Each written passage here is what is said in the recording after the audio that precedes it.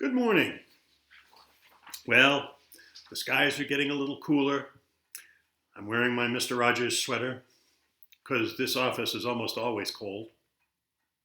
I try not to turn the heat on until at least it's officially fall, and that won't happen for another week. So I just wanted to take a minute and comment on the fact that during this whole pandemic, or as I like to say, banishment for the good of the realm, the church has been working. Lots of people have been doing a lot of good work to keep the church alive and vibrant. Beginning with the garden friends who are here every week and managing to keep the gardens beautiful and provide us with flowers for every worship service. All of the committees and boards are meeting and doing their work. We've all had to adapt somewhat, but I think that it's a really encouraging thing that the church is going strong. Our reopening committee will meet again on October 5th, where we'll again discuss the possibility of beginning worship in person. Now, when that happens, we know that there are still some of you who won't feel comfortable being in the same space with everyone else. Even when we take the necessary precautions, there's still some that won't feel comfortable, and that's okay. We will still live stream every worship service so that those who aren't comfortable or those who can't come can still participate in our worship. It's an exciting thing that we've learned how to do, and I think we're going to keep on doing it for the foreseeable future. So in my studies and in my reading and getting ready to do sermons and things like that, I often come across reflections. Both the UCC Daily Devotional and a couple of other churches send them to me.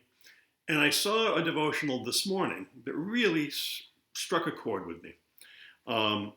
Today's quote came from my dear friend and pastor, the Reverend Dr. Helen Nablo.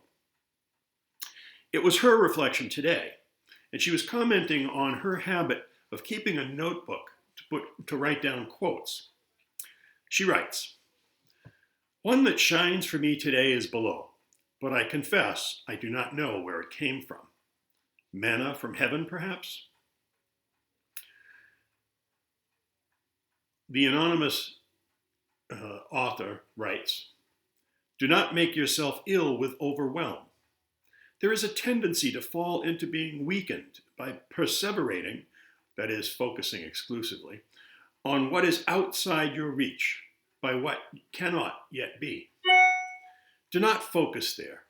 That is spending the wind without raising the sails. Didn't you say you were a believer? Didn't you say you pledged to listen to a voice greater? Didn't you ask for grace? Don't you remember that to be in grace means to submit to the voice greater?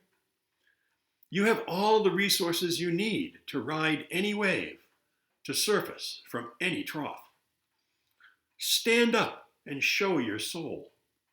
There can be no despair when you remember why you came to earth, who you serve, and who sent you here.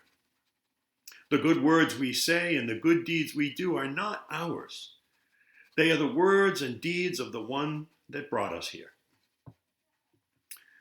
We're living in challenging times. The pandemic's end is nowhere in sight. We watch people collapse into pre-election bitterness, paranoia, and despair. We worry about what is going on in the West with wildfires.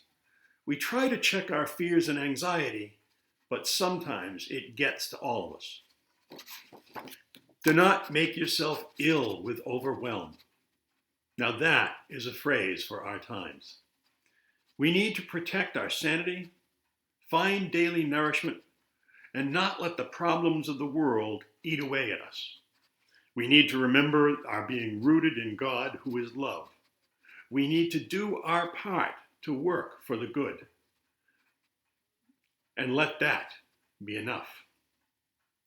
Maybe today you can be the one that helps someone else not get ill with overwhelm. What kindness and strength can you share today?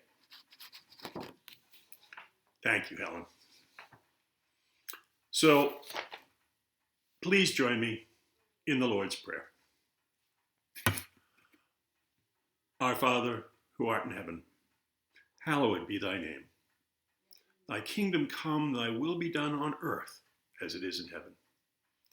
Give us this day our daily bread, and forgive us our trespasses as we forgive those who trespass against us. And lead us not into temptation, but deliver us from evil. For thine is the kingdom, and the power, and the glory forever. Amen. So Sunday's worship will be video worship again. The virtual coffee hour is at 11:30.